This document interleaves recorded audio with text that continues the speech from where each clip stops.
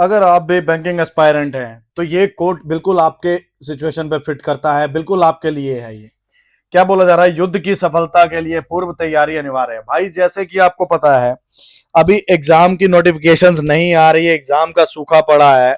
आपको मैं थोड़ा सा ये पानी, एक बूंद पानी पिलाने की कोशिश करूं तो ये देखिए, इतने सारे एग्जाम आपके पास आने वाले दिनों में है। मैं नोटिफिकेशन पे कोई भी बात नहीं करूंगा, दो चार पॉइंट्स डिस्कस करूंगा जो कि इस समय एस्पायरेंट्स के लिए बहुत ही ज्यादा जरूरी है। भाई इस लाइन में क्या बोला है, शांति काल में की गई योजना संसाधन जुटाना और प्रशिक्षण की ही युद्ध में जीत सुनिश्चित करता है। भाई ये बिल्कुल एप्ट है लाइन आप लोगों की इस सिचुएशन के लिए। भाई अभी आपको पता है कि आपका कोई भी एग्जाम नहीं है। अब आप लोग डिमोटिवेट हुए पड़े हो कि यार कोई भी एग्जाम नहीं है तो फिर करेंगे क्या, मतलब क्या प्रिपरेशन करें, अभी क्यों पढ़े हम, ठीक है ना। तो आपके लिए लाइन बहुत ही जरूरी है भाई कि युद्ध की जो सफलता है ना, सफलता के लिए पूर्व तैयारी अनिवार्य है। कोई भी बैटल जो है वो बैटल से पहले जीती जाती है भाई। जिस दिन जंग है उस दिन तो फिर परिणाम दिया जाएगा, ठीक है ना। तैयारी पहले ही होगी। नोटिफिकेशन की बात करें तो जैसे कि आपको पता है टेंटेटिव कैलेंडर जो है आईबीपीएस हर साल निकालता है। मैं ये सब बात करने नहीं आया हूं, मैं इस पे बात नहीं करूंगा, ये सब आपको पहले से पता है भाई, ठीक है ना। मैं 4-5 पॉइंट्स डिस्कस करने वाला हूं, ज्यादा लंबी ये वीडियो नहीं बनाऊंगा। वो 4-5 पॉइंट्स आपके लिए बहुत ही ज्यादा यूजफुल होने वाला है। क्यों? क्योंकि भाई ये सब एस्पायरेंट्स का सेम सिचुएशन है। मैं भी जब प्रिपरेशन करता था सेम चीजें सोचता था कि यार एग्जाम्स का सूखा पड़ जाता है फर्स्ट हाफ में, ठीक है ना। जनवरी से जून जुलाई तक बहुत ही कम एग्जाम आते हैं। तो इन्हीं सब पॉइंट्स को हम डिस्कस करेंगे वन बाय वन। सारे पॉइंट्स हम डिस्कस करने वाले हैं भाई, बहुत सारे पॉइंट्स हमारे पास। आपके सारे जो मिथ्स है मैं बस्ट करने जा रहा हूं। तो पॉइंट नंबर 1 है, सबसे पहले तो भाई पेशेंस। कोई भी बैटल अगर तुमको जीतना है तो तुम्हारे अंदर पेशेंस होना बहुत जरूरी है भाई। अगर तुम्हारे अंदर पेशेंस नहीं है तो तुम बैटल नहीं जीत सकते हो। हालांकि एक चीज, एक पेशेंस की जो ना बहुत ही अच्छी एग्जांपल है एसएससी वाले।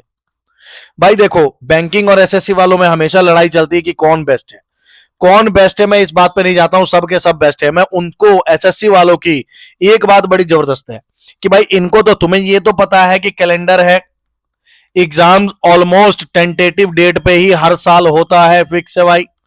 एसएससी में तो ये पता ही नहीं होता कि कब नोटिफिकेशन आएगी। सीजीएल की नोटिफिकेशन मार्च अप्रैल में बोली थी, मार्च गया, अप्रैल खत्म होने को है, अभी तक नोटिफिकेशन का कोई अता पता नहीं है भाई सीजीएल का, ठीक है ना।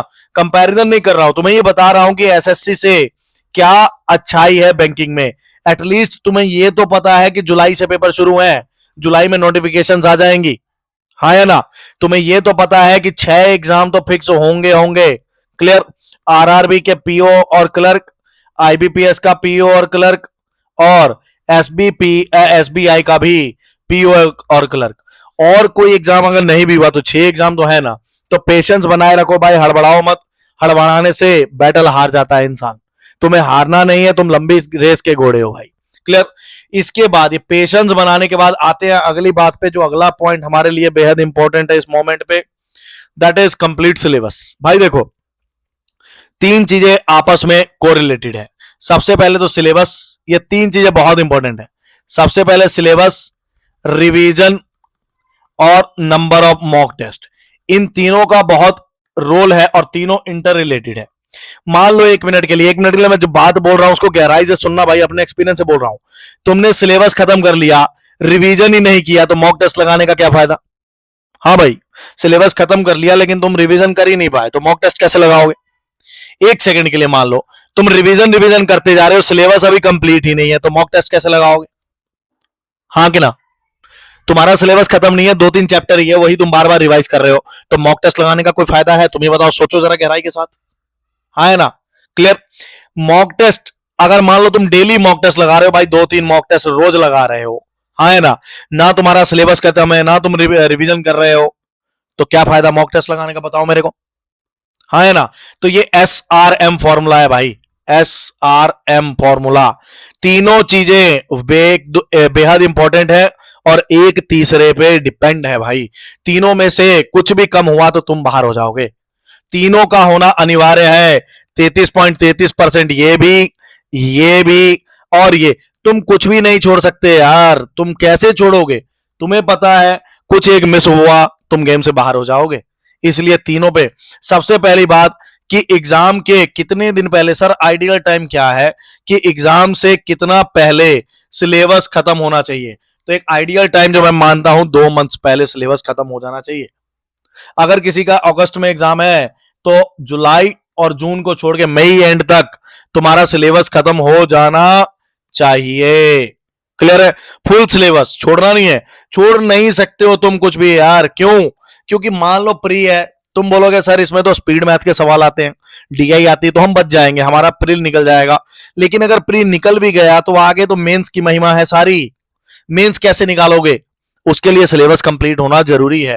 फुल सिलेबस एग्जाम से 2 महीने पहले यानी हाउ खींच के निकालो, बेस्ट मोड ऑन करो और खींच के सिलेबस निकालो। क्लियर? उसके बाद सिलेबस बहुत जरूरी है, कुछ नहीं छोड़ना है। तुम ऑब्जर्व करना, जो छोड़ के जा रहे हो पेपर में वही आ जाएगा। तुम्हें फील आएगा काश ये पढ़ लिया होता मैंने। जो छोड़ के जाओगे तुम देखना पेपर में वही आ जाता है भाई। इसलिए कुछ नहीं छोड़ सकते हो। एक एक नंबर से जब लोग बाहर निकलते हैं ना तो एक शब्द आता है, काश ये चैप्टर भी पढ़ लिया होता। काश जो शब्द है ना ये बहुत ज्यादा दर्द देता है भाई। क्लियर? काश मैंने मेहनत कर ली होती, काश ये भी खत्म कर लिया, ऐसा रिग्रेट नहीं होना चाहिए तुमको। क्लियर? सिलेबस को खत्म कर दो भाई, बीस्ट मोड ऑन करो, 8 घंटे 10 घंटे 15 घंटे लगाओ और पढ़ लो भाई। सिलेबस खत्म करके साइड करो। दूसरी चीज रिवीजन, इंटेंस रिवीजन। कितनी बार? मेरे हिसाब से रिवीजन कम से कम, हाउ मेनी टाइम्स? मेरे हिसाब से कम 3 बार रिवीजन होनी जरूरी है। क्लियर? तुम बोलोगे एक बार पढ़े, अरे एक बार में कुछ नहीं होता यार, रटना ही है। रटना ही है, सीधा जानता हूं मैं, रटना है भाई। जितना पैटर्न है, जितना कंप्लीट सिलेबस है, तुम्हें और रट लेना है, घोट के पी जाना है भाई, पी जाना है। लोग बोलेंगे नहीं भाई समझो, अरे यार समझना भी जरूरी है, ठीक है, लेकिन पेपर में कहां टाइम मिलता है? 20 मिनट में तुमको 35 क्वेश्चन करना है। तुम्हें पता होना चाहिए कि ये वाले टाइप का सवाल आया, टिप्स पे होना चाहिए कि कैसे सॉल्व होगा, रटा होना चाहिए। रटना है का मतलब ये नहीं कि सवाल पढ़ने बैठ जाओ याद करने। रटने का मतलब कि परसेंटेज का चैप्टर है, इसमें ये 5 टाइप बहुत ज्यादा इंपॉर्टेंट है। ये 5 टाइप फिंगर पे होना चाहिए कि सवाल आया, खत्म किया, आगे बढ़े। क्लियर? क्वाड्रेटिक इक्वेशन आई, पता होना चाहिए भाई। ये मत जोड़ने बैठ जाओ कि 56x² है तो 56 कैसे बनेगा, 7 इंटू 8, 14 इंटू 4। ये सोचने वाला काम नहीं, सवाल देखते होना चाहिए। पता होना चाहिए कि मान लो अगर ये क्वाड्रेटिक इक्वेशन है, अगर मान लो ये क्वाड्रेटिक इक्वेशन है तो कैसे सॉल्व होगा? 5 चौका 20, 5 और 4। तुम बोलोगे सर क्या ये पॉसिबल है? तो जी हाँ बिल्कुल पॉसिबल है, प्रैक्टिस के साथ ये बिल्कुल पॉसिबल है। तुम देखोगे, मैजिक देखोगे, तुम्हें आएगा ये करना यार। ठीक है ना? इंटेंस रिवीजन, 3 बार रिवीजन होना जरूरी है। जिसका रिवीजन 3 बार नहीं है अपने लिए गड्ढा खोद के जा रहा है पेपर में। नंबर ऑफ मॉक टेस्ट भाई बैंकिंग के लिए तो एक वरदान है गाइडली। मैं तो सीधा बोलता हूं भाई, गाइडली में जितना मौका लगाओ। इनिशियली शुरू में कुछ मत करो, शुरू में ज्यादा मत करो। मॉक को विदाउट टाइम, मॉक को सबमिट करके लगाओ। 15-20 टेस्ट जो है ना सबमिट करके लगाओ। जब 10-15 टेस्ट को सबमिट करके लगाओगे तुम्हें पता चलने लगेगा कि किस टाइप के सवाल आते हैं, तुम्हारा फ्लो बन जाएगा। ठीक है ना? जब टेस्ट सबमिट करके लगाने शुरू कर दिए उसके बाद टेस्ट को टाइमिंग के साथ लगाओ। अब मॉक टेस्ट देना इंपॉर्टेंट नहीं है, मॉक टेस्ट देने से ज्यादा इंपॉर्टेंट है उसको एनालाइज करना। उसमें एनालाइजेशन बहुत ज्यादा जरूरी है।